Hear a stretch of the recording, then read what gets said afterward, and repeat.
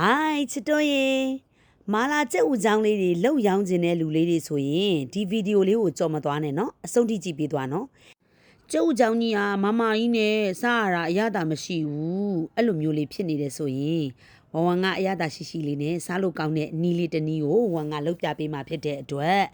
ဒီလိုမျိုးကျက်ဦးချောင်းလေးကိုကြော်ပြီးတော့ရောင်းမဲ့လူတွေအတွက်ကိုအရန်ဆင်ပေးပါတယ်ဝမ်ကတော့ CP ရထွက်တဲ့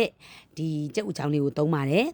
အထုပ်ကလေးကိုဖောက်ပြီးတော့ဒါအပေါ်မှာရှိတဲ့ကျွတ်အိတ်လေးတွေကိုအကုန်လုံးကိုဖယ်လိုက်ပါတယ်ဖယ်ပြီးပြီဆိုရင်တော့အမှန်ဆိုရင်ဝမ်ကတော့ကျုပ်ချောင်းလေးတွေကိုလှအောင်လို့လေဘေးလေးတွေကိုကတ်ပြီးတော့ကတ်ကြီးလေးတွေနဲ့အရင်ညှက်တယ်ညှက်ပြီးမှဝမ်ကတော့ဒီလိုရင်နှွေးပွက်ပွက်ဆူတယ်ပြုတ်တယ်ပေါ့နော်ဒါမဲ့ဒီနေ့ကလေအများကြီးလောက်ရတာဆိုတော့ဝမ်ကတ်ကြီးနဲ့ညှက်ဖို့အချိန်မရှိဘူးအဲ့ဒါကြောင့်ဝမ်ကအချောင်းလိုက်ကလေးတွေပဲပြုတ်လိုက်တယ်ပေါ့နော်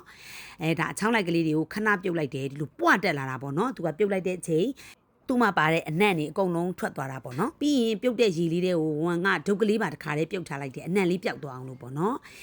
ပြုတ်ထားတဲ့ကြက်ဥချောင်းလေးတွေကိုစီလေးနဲ့ကြော်လိုက်ပါမယ်အကြာကြီးမကြော်ပါဘူးเนาะကြက်ဥချောင်းလေးတွေကဒီလိုကြော်လိုက်ပြီဆိုရင်အပေါ်ကိုပွားတက်လာတာပေါ့နော်ပွားပြီးတော့အယောင်လေးမပြောင်းခင်မှာဒီလိုမျိုးလေးမြန်ဆယ်လိုက်ပါကြာကြော်လေးကြက်ဥချောင်းကမာလီဖြစ်ပါတယ်မာလာဟင်းလေးကတော့ဗာတစိတ်လေးသုံးပေါ့နော်ဝမ်ကတော့ဒါမာလာဟင်းဆိုရင်ကြက်မာလာဟင်းနဲ့စီချွမ်မာလာဟင်းအနှစ်နဲ့ဝမ်ကတော့သုံးပါတယ်ဒါလေးတွေကိုဝမ်ကရေခဲတစ်တာလေးနဲ့ထည့်ထားတော့နည်းနည်းလေးခဲနေရပါတော့အဲ့ဒါမီးဖို့ဘော်လေးကိုတင်လိုက်မယ်ပြီးရင်ငုတ်တီးကြော်လေးထည့်မယ်ပဲငံပြာရည်စက်သားမုံနဲ့စားလေးထည့်လိုက်ပါတယ်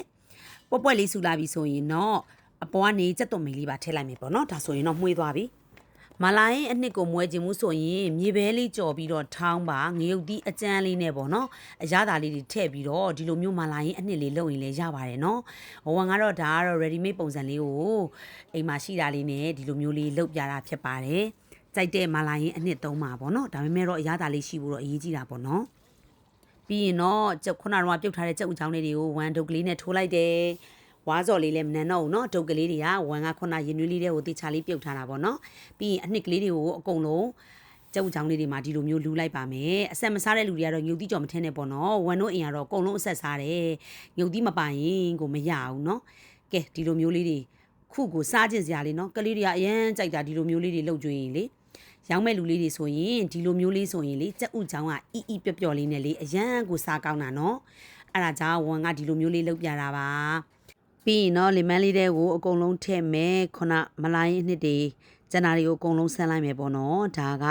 ဝမ်ဘူဖေးကျွေးတဲ့နေ့ကဒီလိုကြက်ဥချောင်းမှလာကလေးတွေကြိုက်တဲ့မှန်ဒီလိုတပန်းလေးထည့်တာပေါ့နော်တကယ်တမ်းအပြင်မှာရောင်းမယ်ဆိုရင်တော့ကြက်ဥချောင်းလေးတွေကြော်ပြီးတော့ဒုတ်ကလေးနဲ့ပဲထိုးထားပေါ့နော်အနှစ်ကလေးကိုတက်ဖြော်ပြီးတော့မှလာဝယ်တဲ့ချိန်ကျမှဆန်းပြီးပေါ့နော်အဲ့လိုမျိုးလေးဆိုရင်ပိုးဆင်ပြေတယ်ပေါ့နော်ကဲပေါ်ကနေနှမ်းလေးဖြူလိုက်မယ်ဆိုရင်တော့ရတာရှိတဲ့မလာကြက်ဥချောင်းလေးရပါပြီရှင်ဝမ်ပိုစလေးကိုတဲလေးပေးဖို့မင်းနဲ့နော်ချစ်တယ်နော်